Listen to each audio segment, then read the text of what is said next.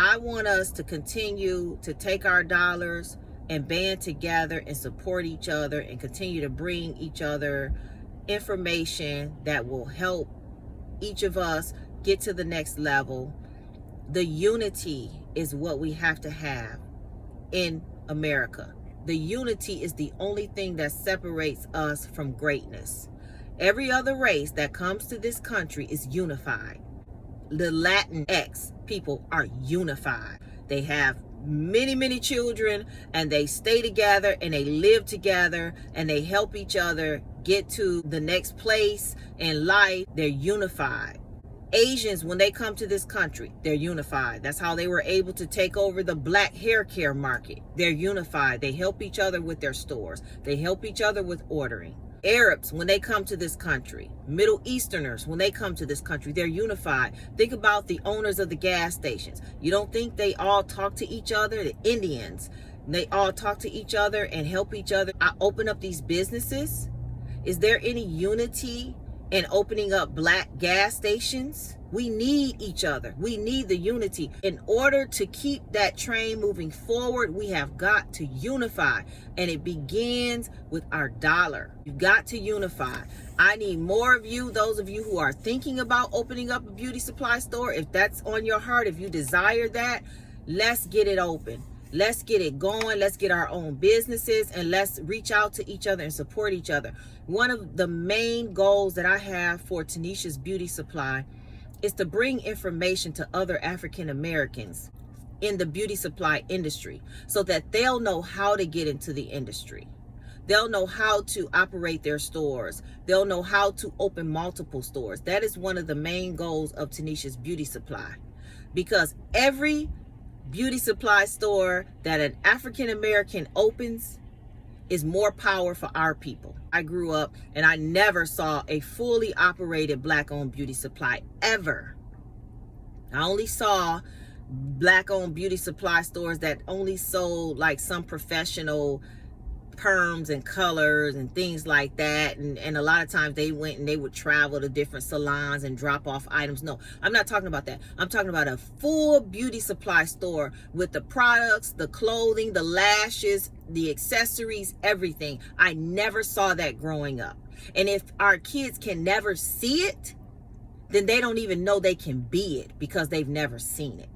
So it is important that we keep the movement going with our beauty supply stores, keep pressing forward to keep unifying. Find another African American who has opened up a beauty supply store, unify with that person, help them out. Sometimes you might relieve each other. You might go and volunteer in their store for a little while if they're trying to get started. And not even ask for anything in return. If you know something that they don't know, you can offer them some advice. Sometimes you might just call them up and say, hey, I'm just checking on you to see how you're doing. I know this business can be tough, but you're not in it alone. You find out some good information, you share it with the other person who has the black-owned beauty supply store. And let's keep that unity growing, because that's where our power is. That's why you can find a church, a big, beautiful, multi-million-dollar edifice in the middle of the hood, paid off because of unity. You can go to the hood and find a multi-million-dollar building. Black folks built it.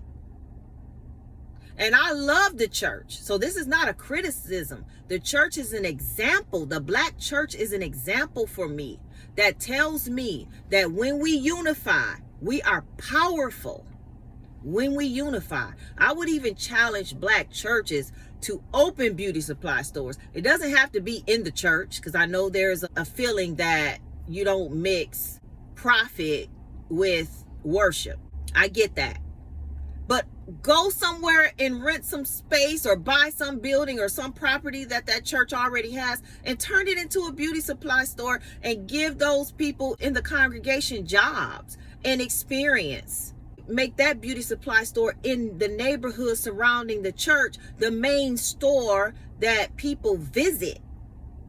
If you have a church in a black neighborhood, why are all of the beauty supply stores owned by Korean when 98% of the black dollar is what's funding that business? Why can't the church say, hey, we have enough funds to go rent a building, take the profit from the beauty supply store and put it into the church, and continue to do that? And also, don't just stop there. If you have a church and you can open a beauty supply store in that neighborhood, and you can get black people to come to that beauty supply store, you are taking those dollars and you're putting them back into the community of the church. And the church is going to be providing food. The church is going to be providing education for the community. The church is going to be helping the community. So why should Asians receive the profits in that neighborhood when the church can open the beauty supply store? They receive the profits, and now they have more money to feed back into the program, because the churches are the ones that are doing the food drives. They're the ones that are holding marriage classes to help marriages stay together. The churches are the ones that are holding Sunday school, teaching people about God, holding teen classes. Why shouldn't the church profit from a beauty supply store?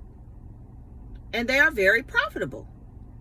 So that's just an idea of unity, because that's the one place that I can go to in the African American community and find unity, and that's the black church. So why not open beauty supply stores, take that profit and feed it back into the church? Because that's where a lot of people in the community are receiving their strength, their help, their encouragement, their social world is in the church. I would encourage the church not to just stop there. I would encourage the church to take it farther, and not only take the profits and feed it back into the church, but create a program where you teach your members how to open their own stores. Now, if the church starts off with one store, then you teach your members how to operate the store, how to run the store, and another member opens a store a little ways off, and you duplicate it again. Guess what?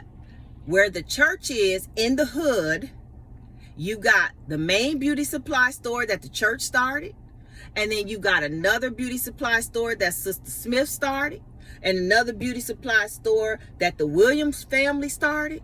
That whole neighborhood becomes locked in with black-owned beauty supply stores. That's a beautiful thing.